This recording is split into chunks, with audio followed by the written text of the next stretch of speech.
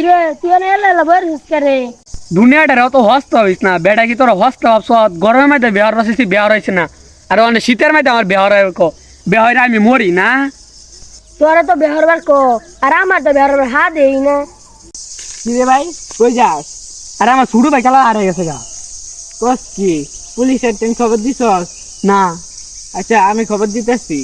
আচ্ছা পুলিশে তেন যদি খবর দেস আমার বাইরে যদি ফাইলা তাহলে আমার কুইস না। কেলিকা কাল কেন ফলান টুক খেলছিলাম দুজনে।